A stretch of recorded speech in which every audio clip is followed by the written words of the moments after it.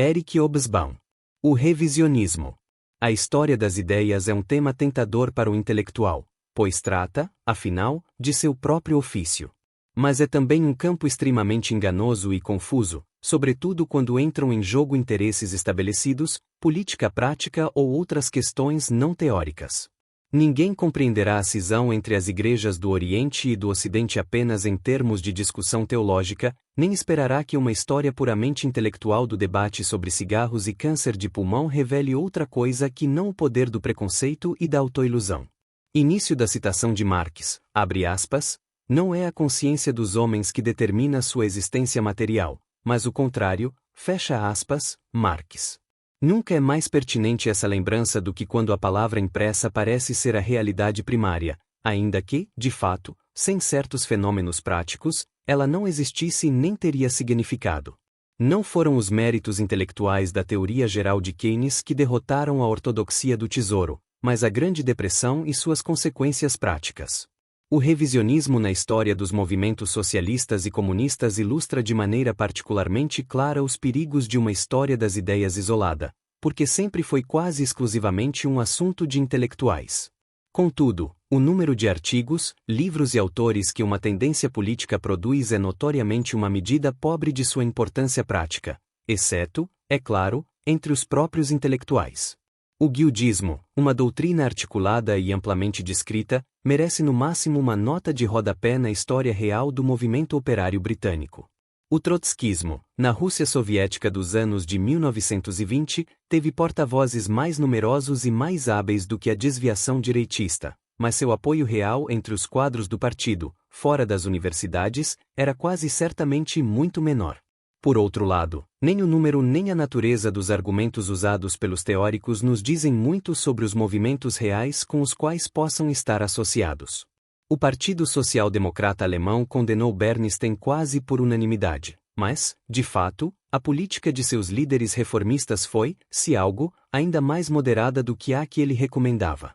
Os revisionistas húngaros de 1956 afirmaram retornar a um leninismo mais puro e democrático, mas, como observa com razão o Sr. W. Griffith, em uma das poucas contribuições úteis ao tema no Simpósio Revisionis do Congresso pela Liberdade Cultural, a direção real dos acontecimentos na Hungria, durante aqueles dias turbulentos, afastava-se de qualquer tipo de leninismo.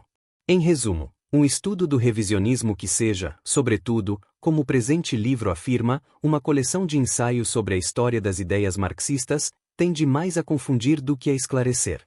Isso não significa negar o interesse do estudo das ideias em si, embora mesmo nesse ambiente especializado e rarefeito devamos desconfiar do risco profissional tanto dos teóricos quanto dos caçadores de heresias, o de superestimar a clareza e a força compulsória dos conceitos intelectuais.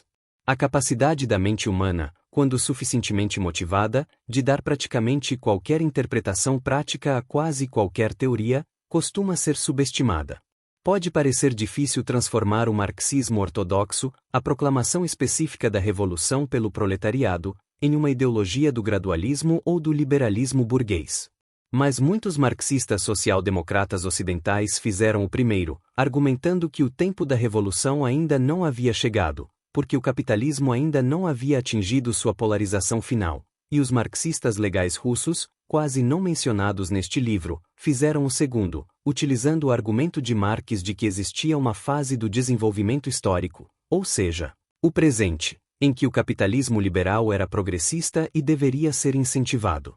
Havia razões históricas para esses procedimentos aparentemente perversos, a força da estrutura marxista nos movimentos operários continentais, que os gradualistas locais, ao contrário dos fabianos britânicos, relutavam em abandonar, ou a ausência, na Rússia, de uma tradição intelectual capaz de permitir que os homens de negócios se sentissem autoconfiantes e socialmente úteis, ainda que por um tempo limitado. Mesmo assim, o fenômeno de uma teoria ser convertida, sem grandes modificações, em seu oposto prático deveria servir de alerta ao historiador entusiasta da doutrina pura, bem como aos que acreditam no post hoc, ergo propter hoc. É evidentemente perigoso confundir o contexto de uma ideia com suas consequências. Sabemos, por exemplo, que a vertente hegeliana da análise marxista inicial, o tema da alienação, atraiu fortemente os revisionistas da década de 1950. Ela lhes permitia construir um argumento contra o capitalismo, a sociedade alienante que sobrevivia ao conforto da era da afluência, e, ao mesmo tempo, enfatizar os aspectos humanistas de Marx, sua paixão moral e sua preocupação com a liberdade. Contudo, como observa Daniel Bell, esse argumento é relativamente recente. Na década de 1930, a alienação desempenhava um papel insignificante, ou estava ausente, tanto nos argumentos marxistas ortodoxos quanto nos dissidentes, e o afastamento de Hegel, consagrado na breve história do Partido Comunista da União Soviética, passou quase sem comentário.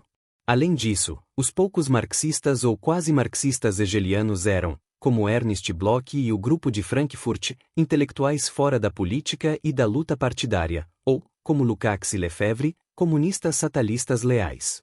Inversamente, se o marxismo heterodoxo, liberal ou gradualista, possuía alguma filiação filosófica, esta era, como no caso de Bernstein, dos marxistas legais, mais recentemente, de Kolakowski, kantiana, e não hegeliana, uma tendência quase não mencionada neste livro. É provável, portanto, que o que atraiu os revisionistas ao Marx hegeliano não tenha sido tanto o que encontraram nele na década de 1950, já que as próprias deduções de Lukács estavam longe de ser liberais, mas o fato de ele ser definido como heterodoxo, por isso, de seus defensores, perseguidos pelos burocratas partidários, terem atraído os jovens críticos. Ler o revisionismo retroativamente no Marx de 1844 ou no Lukács de 1923, muito mais do que percebem tanto os ortodoxos quanto os autores desse simpósio, um exercício de retrospectiva. Também é uma forma de simplificar em excesso o processo pelo qual ideias, algumas mais, outras menos adequadas, são adaptadas a certas atitudes políticas, porque é a atitude que requer a ideia, e não o contrário. Tais procedimentos não são os únicos capazes de confundir o leitor deste livro que busque compreender o que o revisionismo, enquanto fenômeno histórico, realmente significa. Ainda que o simpósio analise de modo abrangente figuras tão diversas quanto Bernstein e Trotsky, Bukharin e Otto Bauer, Luxemburgo, Plekano, Deborin, Lukács e Tito, historicamente o revisionismo consiste em dois períodos relativamente breves da história doutrinária do marxismo. Um por volta da virada do século XIX para o século XX e outro a partir da década de 1950. Ambos têm certos traços em comum. Ambos ocorreram em momentos em que o curso dos acontecimentos, em particular, a força e a prosperidade do capitalismo no mundo ocidental, pareciam lançar sérias dúvidas sobre as previsões de seu colapso iminente, em que os marxistas acreditavam, e, por conseguinte, sobre a própria análise geral em que essas previsões se baseavam. Ambos, portanto, estiveram associados a uma crise do marxismo, expressão cunhada por T.G. Masaryk em 1897, isto é, a tentativas de revisar ou complementar a doutrina, ou de buscar fundamentos mais realistas e satisfatórios para a ação socialista. Esses períodos de hesitação mostraram-se temporários, mas, enquanto duraram, concentrarão-se sobretudo nos países em que as antigas perspectivas revolucionárias do marxismo haviam se tornado obscuras ou inócuas. Nos países em que isso não ocorrerá, o marxismo permaneceu amplamente imune. Assim como, entre 1896 e 1905, russos, poloneses, búlgaros e sérvios foram os defensores mais firmes das velhas verdades da luta de classes e do avanço revolucionário. Também nas décadas de 1950 e 60 a Ásia, a África e a América Latina permaneceram, em grande parte, alheias aos abalos que sacudiram os partidos comunistas da Europa. Foi nesses países que os chineses, agora defensores da velha verdade contra a nova diluição, buscaram e encontraram a maior parte de seu apoio dentro dos movimentos comunistas. Em ambos os casos, além disso, o termo revisionismo foi, ou deveria ter sido, aplicado não, como sugere o editor deste volume, a todas as formas não oficiais de desvio da ortodoxia marxista aceita, mas a um tipo específico, aquele situado à direita no espectro político do socialismo. Isso era perfeitamente claro por volta de 1900, quando revisionismo significava o fabianismo marxista de Bernstein, e o termo foi cunhado justamente para descrevê-lo. Já na década de 1950 isso se tornará menos evidente, pois os líderes comunistas ortodoxos apressaram-se em aplicar o rótulo, que evocava claramente a ideia de abandono da luta de classes, da revolução e do socialismo, a todos os dissidentes aos quais pudesse ser plausivelmente atribuído. Paradoxalmente, nesse aspecto, tinham muito em comum com o presente simpósio. Ainda assim, também nesse período, é claro que, nas questões globais que separavam os revisionistas de seus oponentes, a estabilidade e as perspectivas do capitalismo, o gradualismo versus a revolução de tipo antigo, as virtudes da democracia e do pensamento burguês, entre outras. Os revisionistas eram aqueles situados à direita do espectro comunista. Naturalmente, entre eles havia diversos graus de moderação, e talvez fosse desejável restringir o termo àqueles que, em teoria ou na prática, haviam passado de seu leninismo original a algo difícil de distinguir da social-democracia ou do liberalismo ocidentais, como, por exemplo, Gilas. Na prática, porém, essa distinção é impossível de manter com clareza, em parte porque muitos revisionistas do leste europeu desse tipo preferem, por razões óbvias, o disfarce da argumentação leninista. Em parte porque distinções fixas falsificam a natureza de ideias ainda em evolução, e em parte porque todo grupo gosta de ter algum revisionista à sua direita, para poder se diferenciar publicamente dele. Mesmo assim, o termo conserva algum significado. Gomulka, embora fosse claramente um direitista pelos padrões do debate comunista clássico, era manifestamente um comunista e provavelmente continuaria a sê-lo.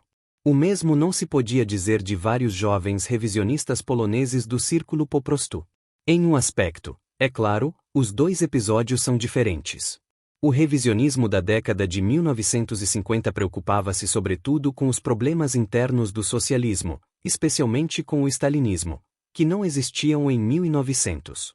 Assim, acabou por entrelaçar-se inextricavelmente a vários debates tradicionais dentro do movimento socialista, como o que opunha o socialismo libertário ao socialismo de Estado, e as controvérsias soviéticas da década de 1920. Estas, originalmente, nada tinham a ver com o revisionismo de direita. Pelo contrário, foram muitas vezes levantadas pela esquerda utópica ou não utópica, ou ao menos por figuras que, como Rosa Luxemburgo e Trotsky, possuíam impecáveis credenciais de revolucionários radicais e eram veementes opositores do revisionismo original. Além disso, na reação contra o stalinismo, era natural que os comunistas buscassem precedentes inspiração entre os marxistas não satalistas ou pré-satalistas, e quase qualquer marxista negligenciado ou divergente podia servir a esse propósito. Daí a interminável confusão. A repressão stalinista e a solidez das críticas de Trotsky a muitas tendências soviéticas tornaram-no popular entre alguns revisionistas. Ao mesmo tempo, a ala do movimento comunista que então mais claramente representava a abordagem trotskista da Revolução Mundial era, sem dúvida, a chinesa. Nenhuma dessas confusões é dissipada de modo eficaz pelo simpósio de 27 estudos, sobre temas escolhidos de forma algo aleatória, muitos deles já publicados anteriormente, que Leopold Labeds organizou. O livro oferece ao leitor uma visão geral conveniente do trabalho de alguns pensadores pouco documentados, de certos debates interessantes, por exemplo, sobre Lukács, e de informações sobre autores, periódicos ou grupos de importância secundária no Ocidente. Com exceção de 2 capítulos menores sobre a Índia e o Japão, ignora completamente o mundo extra-europeu. À parte o capítulo italiano de Galli, dedica pouca atenção às crises internas dos partidos comunistas ocidentais, que são parte evidente do fenômeno do revisionismo. O professor Coser, em um ensaio sobre os Estados Unidos, consegue sequer mencionar o Partido Comunista Americano, e do Vigenaud, no que é admitidamente o mais paroquial de todos os capítulos, deixa-nos inteiramente no escuro sobre a situação política francesa, por exemplo, sobre o papel da Guerra da Argélia na cristalização do descontentamento dentro do Partido Comunista, e omite até mesmo dissidentes marxistas de destaque, como Lucien Goldman e Serge Malet.